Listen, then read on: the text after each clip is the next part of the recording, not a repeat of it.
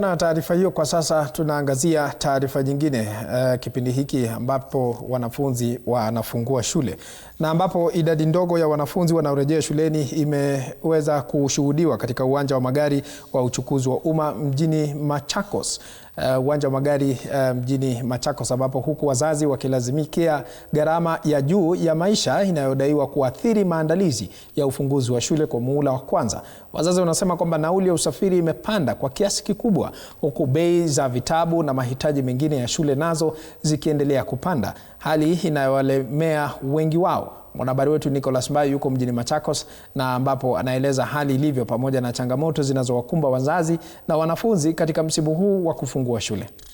Asante sana mwenzangu na kupata vizuri kutoka hapa katika kaunti ya Machakos, ikiwa ni siku wanafunzi kuanzia leo na kesho wanatarajiwa kwanza kurejea shuleni. Tumeweza kuzuru katika stendi ya mabasi ya Machakos mjini, ambapo tumeweza kuzungumza na waendesha matatu ama madereva kuweza kutuelezea tathmini ili ikoje kwa sasa, na wengi wanafahamisha kwamba ni idadi ndogo ya wanafunzi ambao imeweza kushuhudiwa, labda pengine kutokana na gharama ya maisha ama pia madarasa yale ambao yanafunguliwa, na wengi ambao tumezungumza nao umeeleza kwamba hali hii haijakuwa ikishuhudiwa kwa muda, na hivi ndivyo wameweza kusema.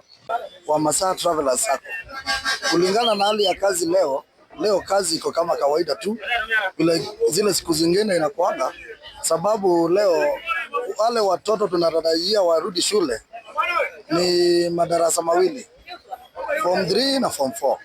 Kwa hivyo wale watoto wengine tutatarajia kutoka next week ambapo watakuwa grade 10.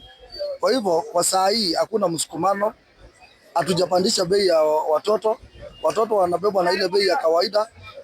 Ile kitu na wasiongea kama msasi, tunaomba walimu watoto wakienda shule wasiwabuguze, kwanza wasikize, kwa sababu tunajua hii ni January na January watu hawana kazi.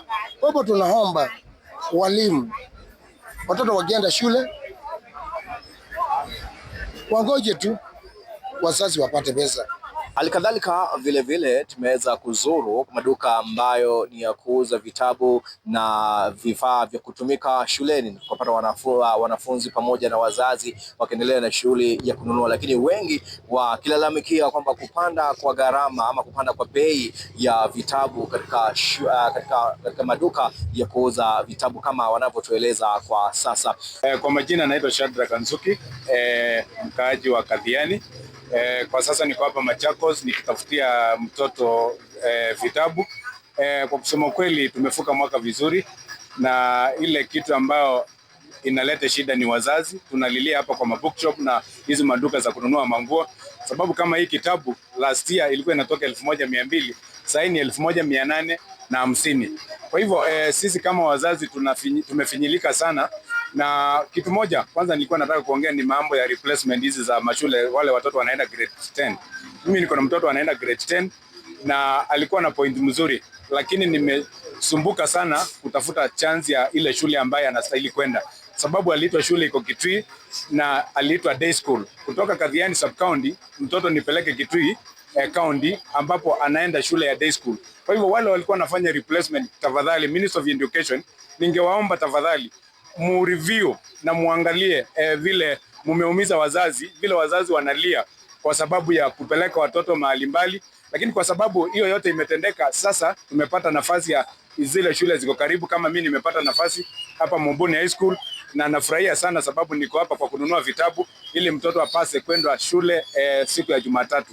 Na zaidi ya hayo pia tumeweza pia kuzungumza na wazazi ambao pia wanawapeleka wanao shuleni, na wengi wakatufahamisha kwamba pia gharama ya kusafiri imekuwa ni mwiko kwao, imekuwa ni tatizo kwao kufikia sasa, kwa wengi bado wapo wamesalia kwenye vituo vya mabasi wakisubiri kuweza kusafiri katika maeneo pengine wakidhania kwamba huenda pengine bei ya kusafiri huenda ikashuka masaa ya hapo jioni. Niko hapa nimefika uwanjani wa Machakos na nilikuwa napeleka mtoto wangu shule, na vile uchumi iko nimeingia kwa duka nikanunua vitu, nikanunua mpaka nikaishiwa, hata sijui nifanye nini.